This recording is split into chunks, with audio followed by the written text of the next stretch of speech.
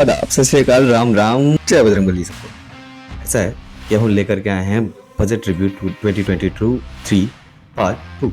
Part 2 इसलिए क्योंकि मैंने पहले वीडियो में बताया था थोड़ी चीज़ें, तो अब मैं लेके आया हूँ हाईलाइट। हाईलाइट पे क्या है, हाईलाइट में बहुत कुछ है देखने के लिए और बहुत कुछ जानने के लिए भी।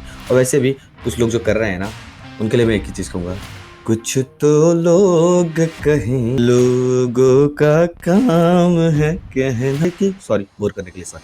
तो हम लोग हाईलाइट्स पे आते हैं। हाईलाइट्स क्या क्या है? ओल्ड टैक्स रिजीम में कोई चेंज नहीं आया है, ठीक है। जो नया टैक्स रिजीम है वो डिफ़ॉल्ट यूज़ कर सकते हैं आप लोग, ठीक है। 7.5 लाख तक कोई टैक्स नहीं है, लेकिन इंक्लूसिव है डिडक्शन, स्टैंडर्ड डिडक्शन है। इन्होंने हाई जो सरचार्ज था 37%, उसको कम कर दिया है, 25% पे कर दिया है। That is a good thing which information. अब आप ऐसे समझिए कि अगर 3 to 6 लाख आपकी है तो 5%, 6 to 9 लाख है तो 10%, 9 to 12 लाख है तो 15%, 12 to 15 लाख है तो 20%, और अगर 15 लाख से ऊपर है तो 30%। इसको और डिटेल में समझाने के लिए मैं बोलूँ तो उन्होंने, सीतारमण जी ने जो कहा है कि 9 लाख पे सिर्फ 45,000 रुपये का टैक्स, 15 लाख पे 1.5 लाख पहले टैक्स लगता था, अब लगेगा 1.5 लाख लगेगा। अब पहले लगता था 1.87 लाख, 1.5 लाख अब लगेगा 1.87 लाख, पहले लगता था। 50,000 का जो है स्टैंडर्ड डिडक्शन है टैक्स पेयर, वो इंट्रोड्यूस किया गया है नए रिजीम में। और अगर आप मान लो किसी को पेमेंट रिसीव हुई है अग्निवीर कॉर्प से, तो वो क्या होगा, उस पर टैक्स एग्जम्प्ट होगा, ठीक है। और अगर आप कोई इंश्योरेंस पॉलिसी लेते हो इस पर जिसका प्रीमियम 5 लाख है, उसके ऊपर नो टैक्स। और ऑनलाइन गेम से जो पैसे कमाए जाते हैं, जैसे ड्रीम 11 या ऐसा कुछ जो गेम्स हैं इस टाइप के, है ना, तो उसके लिए अगर आप पैसे कमाते हो तो उस पर भी TDS है, नहीं है आप देख लेना, वैसे है और शायद नहीं भी है, देख लेना एक बार, उसको क्लियरली देख लेना, क्योंकि मैं उस बारे में इसलिए बात नहीं कर रहा हूँ क्योंकि it's a kind of Gamble, तो मैं उस बारे में बात नहीं करता। जुआ खेलना गलत बात है। आगे आते हैं, चीपर क्या क्या हुआ है, कॉस्टली क्या क्या हुआ है, उसके बारे में बात करते हैं। तो चीप जो हुआ है, मोबाइल फ़ोन, TV, लैब में ग्रोन डायमंड्स हैं। अब लैब ग्रोन डायमंड्स है, इसके बारे में आगे भी बताऊंगा। श्रिम्फीड है, लिथियम बैटरीज और रॉ मटेरियल EV इंडस्ट्री के लिए, EV इंडस्ट्री यानी इलेक्ट्रिकल व्हीकल इंडस्ट्री, क्योंकि शायद पॉल्यूशन भी कम करना है, पेट्रोल प्राइजेस को भी कम करना है। कॉस्टली डायरेक्ट वाले में जो है वो है cigarette, silver, compounded rubber. Compounded rubber आप समझते होंगे, नहीं समझते होंगे तो एक बार ब्रीफली ऐसे बता सकता हूँ मैं कि कंपाउंडेड रबर में आपको मिल जाएगा जो इलास्टिसिटी बढ़ाती है रबर की, उसके लिए जो केमिकल्स आते हैं ऐसा कुछ, तो उसको कंपाउंडेड रबर हम लोग यूटिलाइज कर सकते हैं। इमिटेशन ज्वेलरी है, आर्टिकल जो गोल्ड बार से बने होते हैं, ठीक है। इंपोर्टेड सामान आप कोई भी मंगाओगे, कोई भी इंपोर्टेड सामान मंगाओगे भाई, उस पर टैक्स लगना ही लगना, इस बार हैवी वाला, ठीक है। किचन इलेक्ट्रिक मंगा लो, किचन इलेक्ट्रिक चिमनी मंगा लो, कार मंगा लो, इलेक्ट्रॉनिक व्हीकल मंगा लो, उसमें बढ़ेगा ही। अब इनडायरेक्ट टैक्स पे आ जाते हैं, 16% का हाइक सिगरेट पे है, ठीक है। और कस्टम ड्यूटी जो क्रूड ग्लिसरीन रिड्यूस कर दी गई है 2.5%। इम्पोर्ट ड्यूटी बढ़ा दी गई है, मैंने बताया ही, तो इम्पोर्ट ड्यूटी पे भाई टैक्स लगने वाला है, एक्सपोर्ट ड्यूटी पे टैक्स कम लगने वाला है। आगे आते हैं, सेविंग स्कीम की बात करते हैं। तो सेविंग स्कीम में जो सीनियर सिटीज़न है उनके लिए इन्हांस कर दिया गया है, 15 लाख से 30 लाख कर दिया गया है। और मंथली स्कीम लिमिट जो है वो डबल कर दी गई, 9 lakh rupees and 15 lakh rupees for joint account कर दी गई है। और वन टाइम जो सेविंग स्कीम थी महिलाओं के लिए, सम्मान सेविंग सर्टिफिकेट, वो 2 साल के लिए 2025 तक अवेलेबल रहेगी, आप चेक कर सकते हैं।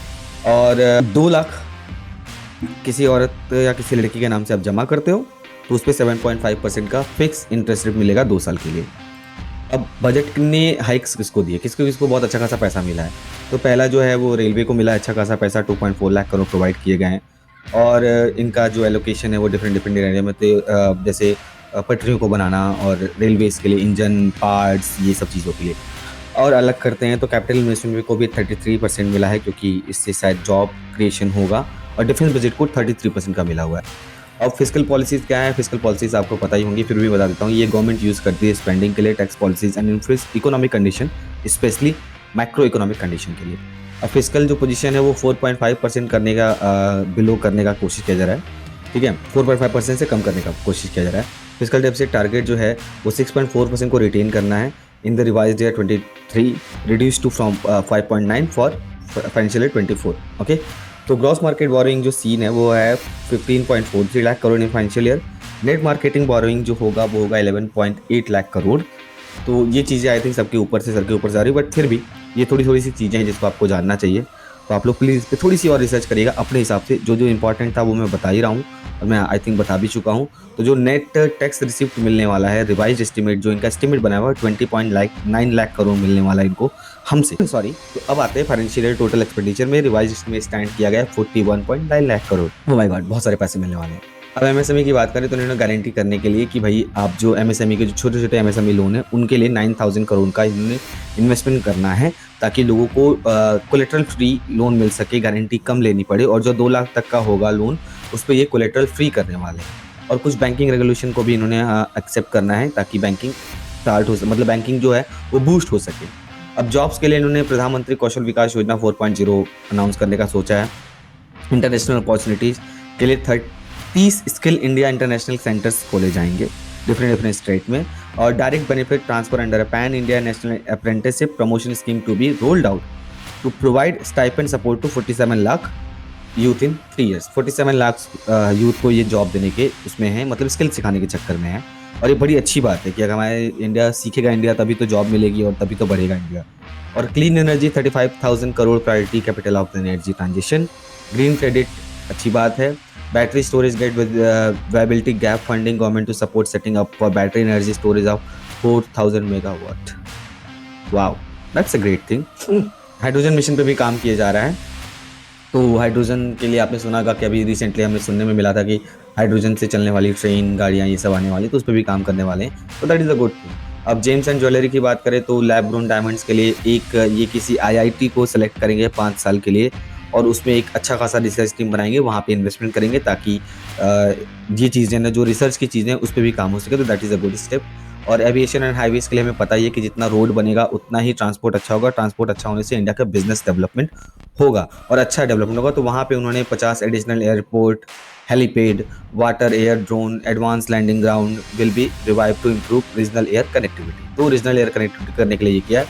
और 2.70 लाख करोड़ का ये हाईवे सेक्टर में इन्वेस्टमेंट करना चाहते हैं। तो जो भी मतलब गवर्नमेंट बहुत जल्दी से, आई थिंक कि जो ये कहता है वो ये कहता है कि गवर्नमेंट बहुत जल्दी से बहुत अच्छे से टेंडर निकालने वाली है सड़क के लिए, जिसके लिए आपको रियलिटी में बहुत काम करना चाहिए और कोशिश करना चाहिए कि आपको भी उसमें से कोई 1-2 टेंडर मिल जाए। और this is a very good business. ईमानदारी से करना, क्योंकि देश की बात होती है। अब ये बहुत ईजी करने वाले हैं, ठीक है। विश्वास टूल आने वाले हैं और पैन को ये आइडेंटिफायर की तरह यूज़ करने वाले हैं ताकि आप लोगों को सबको बिजनेस करने में आसानी हो सके। डिजी लॉकर को ये और अच्छा करने वाले हैं। इसके जो फाउंडेशनल सिक्योरिटी फंक्शन है इनके पे काम करने वाले हैं ताकि डिजी लॉकर जो एक ऐप है, बड़ा अच्छा ऐप है। आप उसमें अपनी बचपन से लेकर के हर एक चीज़ें उस पर आप अपलोड कर सकते हैं। That is acceptable to everywhere else in the India, ठीक है। डिजिटल सर्विसेज भी बढ़ाना जरूरी है इनको, क्योंकि 5G के लिए 100 लैब्स बनाने वाले हैं कि अच्छा इंजीनियरिंग इंस्टीट्यूशन में 5G के लिए काम होगा। फिर आने वाले टाइम में 6G 7G वो तो अपनी अपनी जगह है।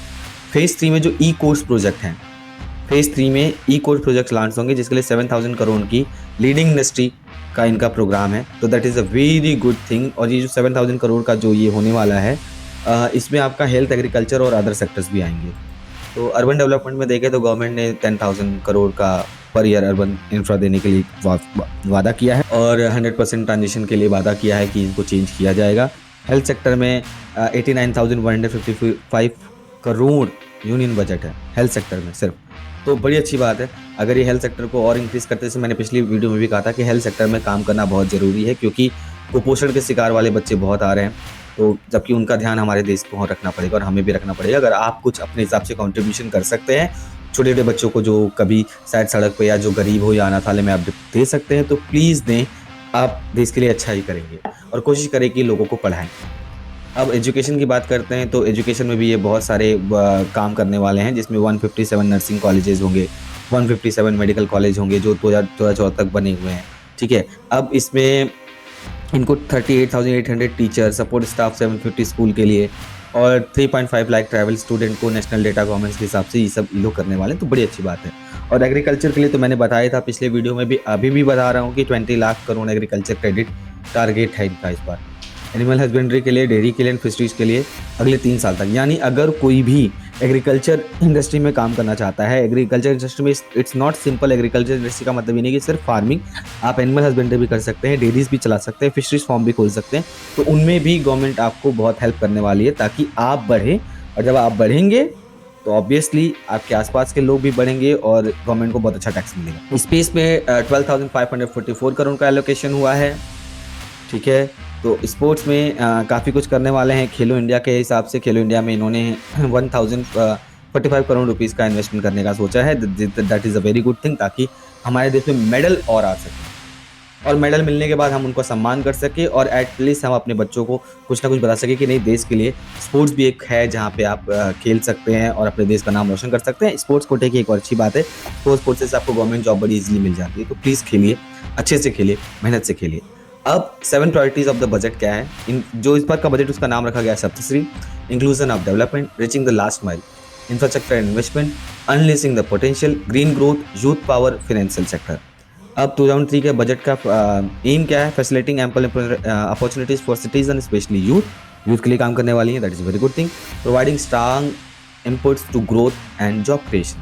मैंने बताया अलग अलग डिफरेंट जो सेक्टर्स में ये आपको दे रहे हैं, पैसे दे रहे हैं, हर एक जगह पैसे डाल रहे हैं कि आप कुछ करो। MSME से लेकर के एनिमल हस्बेंड्री, हर एक जगह आपको कोलेटर फ्री 2 लाख तक का लोन। तो सिंपल सा मतलब है कि ये आपको एम्पावर करना चाहते हैं, स्पेशली टू वुमेन्स ऑल्सो। मतलब वुमेन ऑल्सो नहीं, स्पेशली टू वुमेन्स, क्योंकि वुमेन्स को हम कहते हैं कि अगर वो स्ट्रांग होंगी तो आगे आने वाली हमारी जो 7 पीढ़ियाँ हैं वही बहुत अच्छे से काम कर सकेंगी। आगे आते हैं, टूरिज़्म को प्रमोट करना चाहते हैं और टूरिज़्म को प्रमोट करने के लिए बहुत सारी चीज़ें हैं। जैसे अगर टूरिज़्म कहीं पे प्रमोट होता है किसी भी स्टेट में, किसी भी सिटी में, तो ऑब्वियसली वहाँ पे चांसेस ऑफ जॉब बढ़ जाते हैं और जो इन्वेस्टमेंट अलग से आती है बाहर से इन्वेस्टमेंट का मतलब ये है कि जो लोग वहाँ से आकर के हमारे यहाँ खर्च करते हैं, हमारे जो टूरिस्ट हैं उनका सम्मान भी करना चाहिए। अतिथि देवो भव। तो आप अच्छे से काम करें और अगर आपके पास कोई ऐसे प्लेसेस हैं जहाँ पे आप टूरिस्ट प्लेस बना सकते हैं तो बनाएं और इनवाइट करें लोगों को और डिजिटल मीडिया पे आएँ। और PM का विश्वास कर्म कौशल सम्मान जो है वो पैकेज ट्रेडिशनली बढ़ेगा धीरे धीरे, और ताकि वो quality, scale of reach product और MSME के लिए बहुत काम करने वाले हैं, ठीक है। और जो सबसे इम्पॉर्टेंट काम ये करने वाले हैं, मैंने कहा था कि खाना दीजिए, कुपोषण के शिकार बच्चों को बचाइए। तो कोविड के बाद भी अभी हमारा देश संभला नहीं है, अभी संभल रहा है। We are still doing our best to come out of that covid. तो 1 साल के लिए जो ये फूड सिक्योरिटी का जो चेन है, प्रधानमंत्री गरीब कल्याण अन्न योजना, इसको बढ़ा दिया गया है। आज की वीडियो के लिए बहुत बहुत धन्यवाद। अगर अच्छा लगा हो तो do like, share, subscribe and comment. और अगर मैंने कहीं गलतियाँ की हों तो आप प्लीज़ मुझे कमेंट में बताइएगा, ताकि मैं अगली बार उसको इम्प्रूव कर सकूं।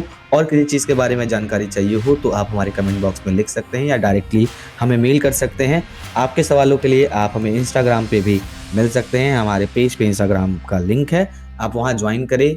Thank you. Please do like, share and subscribe.